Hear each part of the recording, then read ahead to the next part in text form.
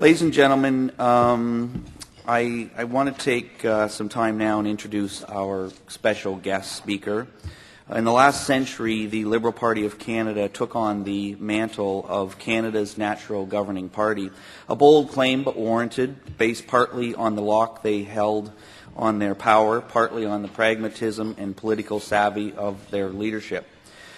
But it was also based on a legacy handed down from Liberal leader to Liberal leader throughout Canada's formative 20th century, one that held that their practical political ambitions could be fused to a progressive vision they held for the country and loved.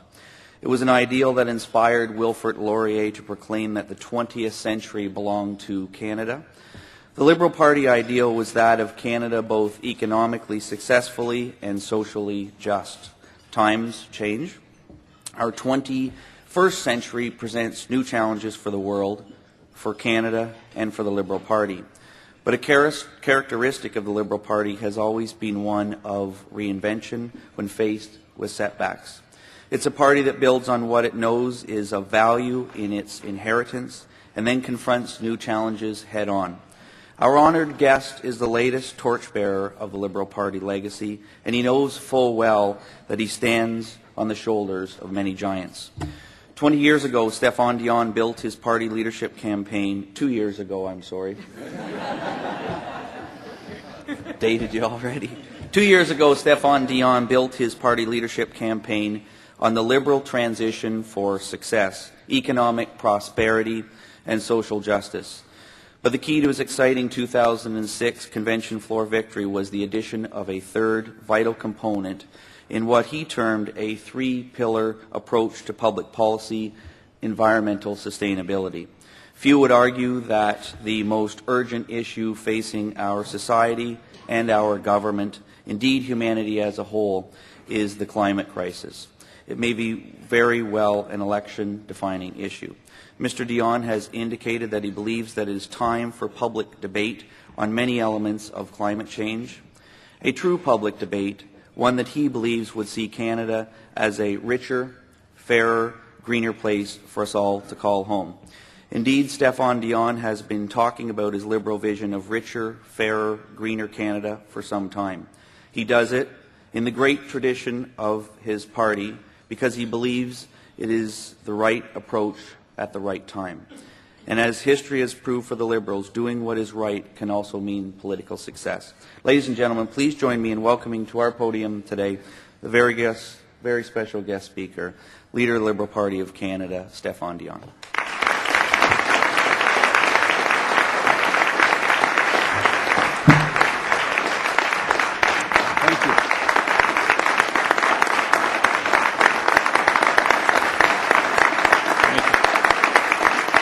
Thank you. Merci beaucoup. Merci. Thank you. Merci beaucoup. Thank you, Alan. I think it's a superb introduction to the topic that I want to develop because indeed it's about how to make sure that Canada will win in the 21st century.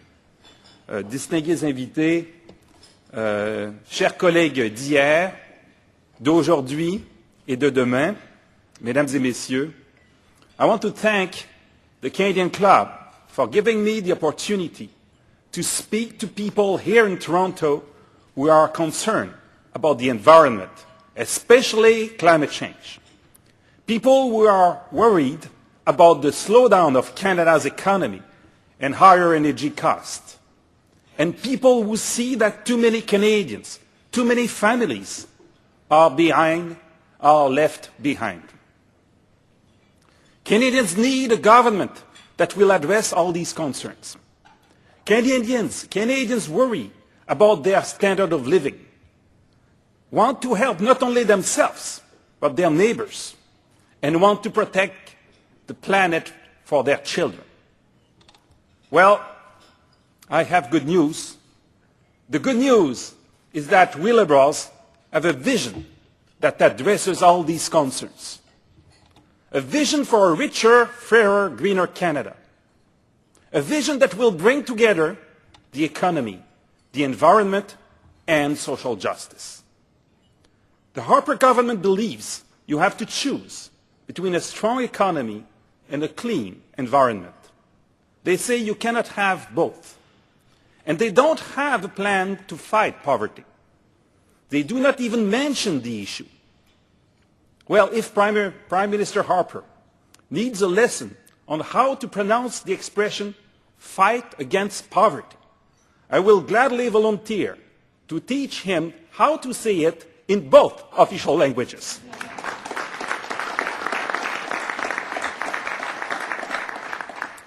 We liberals believe this kind of thinking that pits the economy, the environment, and social justice against each other not only demonstrates a lack of imagination, but is simply wrong. We can do better as a country, and we must. The economic challenges we are facing today are clear. Our currency has gone up. The United States is on the brink of a recession. Our fossil fuel-dependent economy is struggling with higher energy costs, and we face increased competition from emerging economies.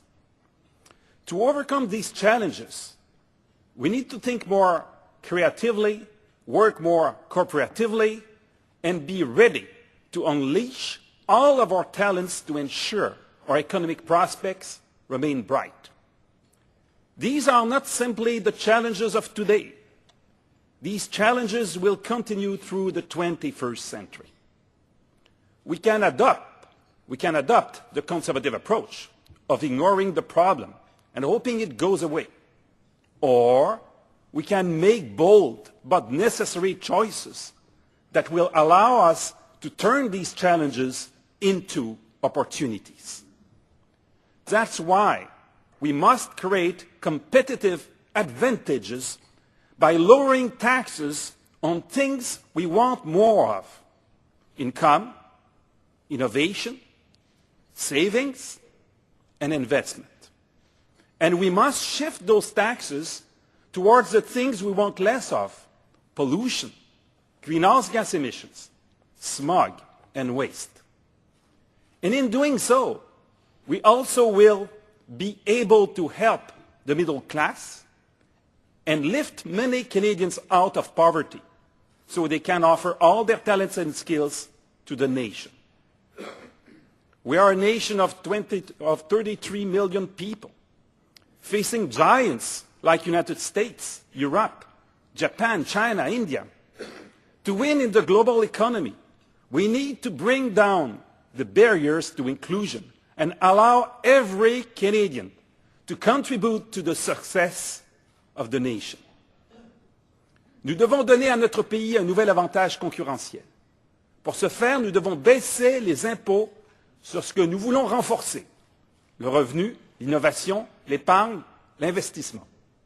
Et nous devons déplacer cet effort fiscal vers ce que nous voulons réduire: la pollution, les gaz à effet de serre, le smog, le gaspillage. En prenant ces mesures, nous pourrons aussi venir en aide à notre classe moyenne et aider de nombreux Canadiens à sortir de la pauvreté, de manière à ce qu'ils puissent tous offrir leurs talents et leurs compétences à notre pays. Unleashing a more dynamic, competitive economy by cutting the right taxes, becoming global environmentally leaders, by putting a price on pollution, and building a more inclusive society by reducing poverty require a bold vision and real leadership. I will not hesitate to provide this leadership to my country, Canada. I've done it before. When, under Jean Chrétien, I brought clarity to the unity debate and fought for Canada's unity, remember how many people said, "Don't do it, it's too risky. People won't understand it." They said it may be good policy, but it's bad politics. This is what they said. But I knew that Canadians, including my fellow Quebecers, wanted clarity instead of confusion. I didn't think that it was risky because I knew people would understand what we were going to achieve together. And more importantly, I was. and will always be convinced that good policy must be good politics. This is precisely why I entered politics and why I want to become Prime Minister of this country.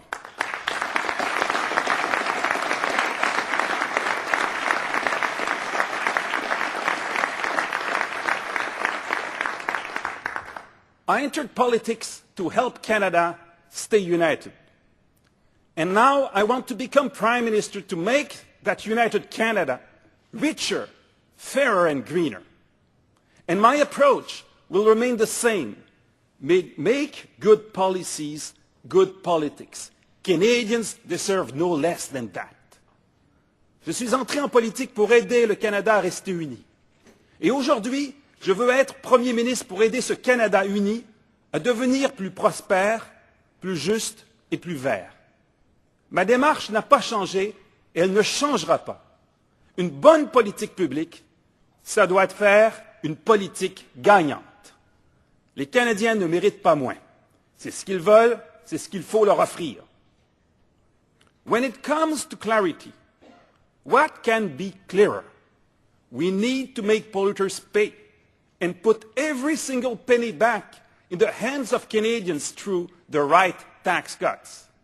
The polluters will pay, and all Canadians will gain. I'm convinced that far too many political elites underestimate Canadians. When you speak to the minds and big hearts of our great people, good policies translate into good politics.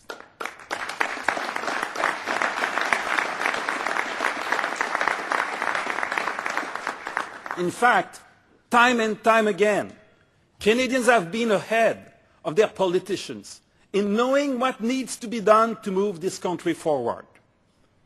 The Conservatives will try to confuse, mislead and scare Canadians. They have already started to try. To borrow an expression from Pierre Elliott Trudeau, Liberals and I will speak over the heads of Stephen Harper and the Conservatives to the people of this land, because I do not believe in the politics of fear. I believe in the politics of hope.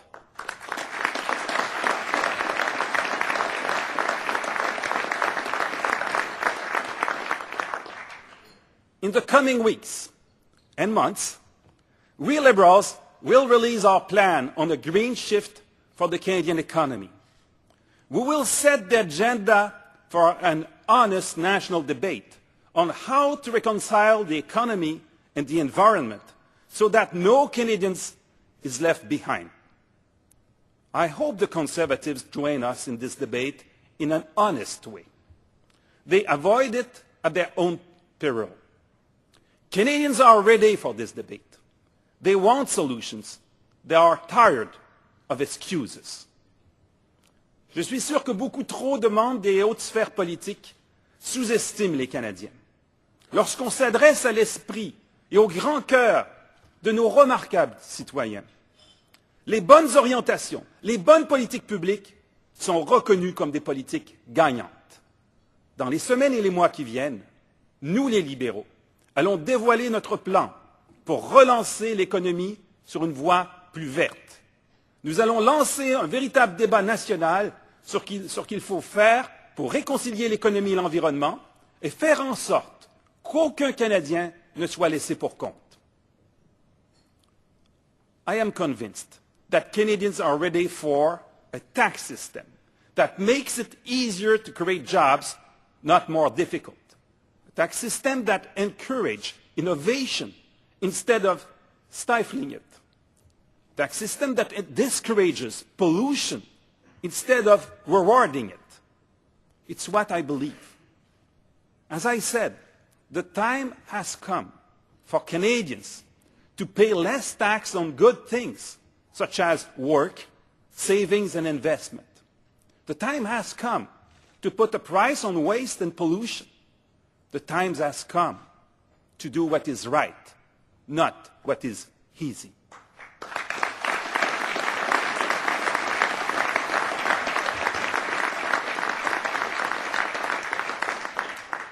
Countless experts are calling for this bold change.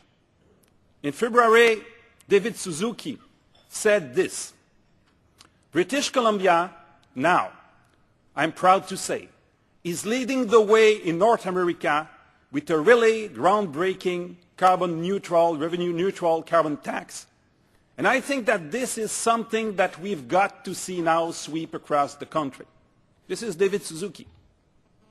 But did you know that Tom D'Aquino, President of the Canadian Council of Chief Executives, has also said, and I quote, increased revenues from environmental taxation could be offset by reductions in corporate and personal income tax so that Canada can continue to attract the capital, innovation and people to foster the technology shift that is critical to tackling climate change. Chers amis, my dear friends, when David Suzuki and Tom D'Aquino agree on strategy, there is something going on here.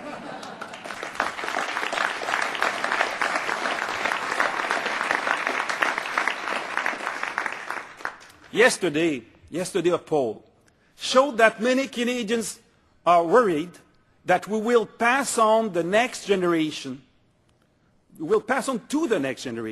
lower quality of life than the one we enjoy today. We would be the first generation of Canadians to fail our children in this way, the first one. This cannot be. We cannot let it happen. We cannot do that to our children and grandchildren. We are facing an economic slowdown. We are among the planet's worst polluters. We still have to win the fight against poverty right here in Canada. Well, we need a plan that will address all these economic, environmental, and social challenges together. A plan that will turn these challenges into opportunities. A plan for a great people up for a great challenge. A plan that's good for your wallet and good for the planet.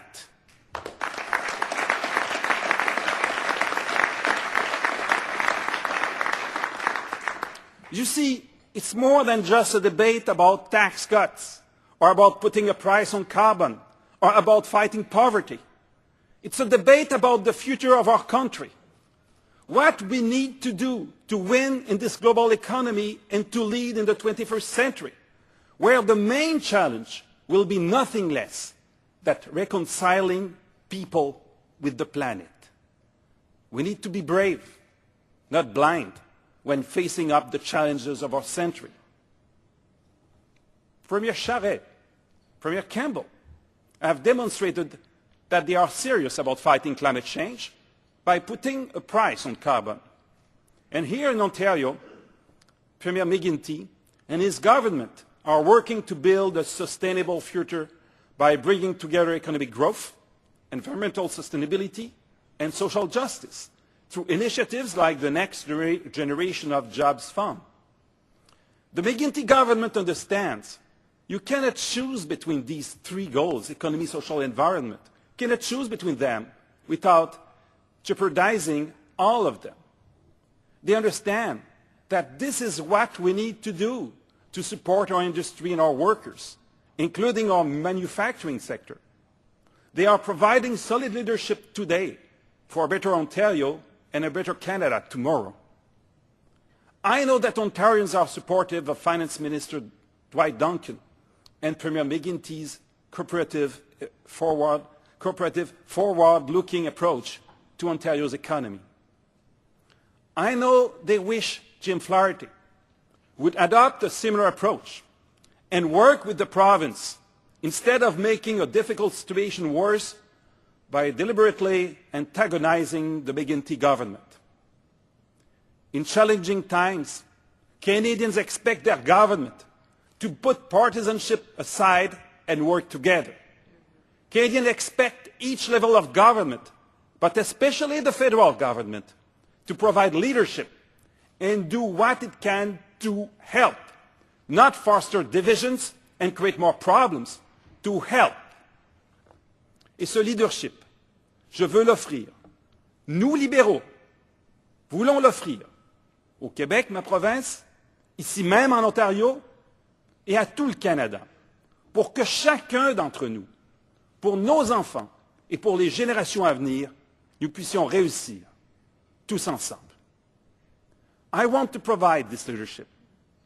We Liberals want to provide this leadership for my province of Quebec, for right here in Ontario, across Canada, for all of us, our children, and the generations to come.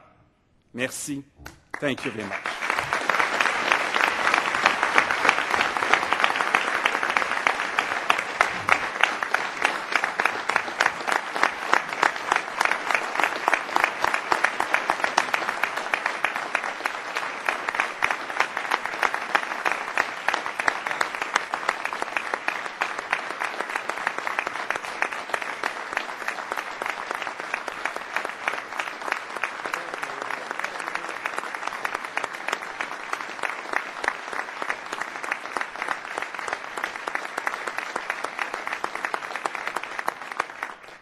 I'm going to call on Tenio Evangeliste to provide a thank you.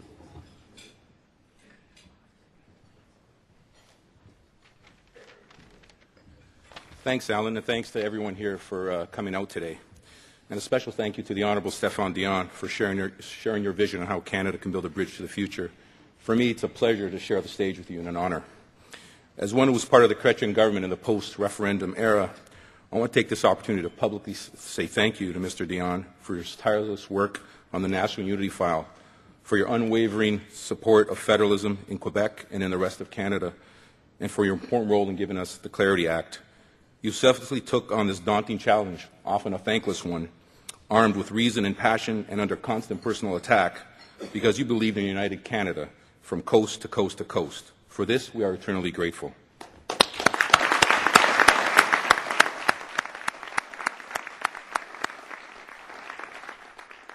Now, more than ever, we need to discover a path for the security of our nation's future.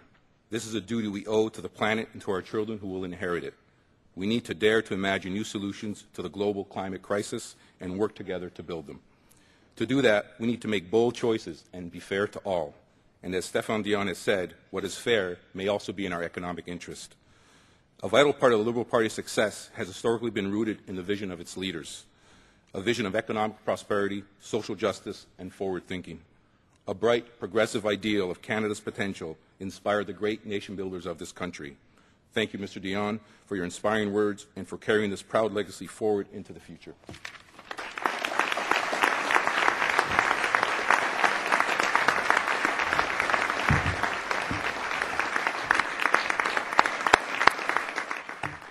Thanks, Tenyu.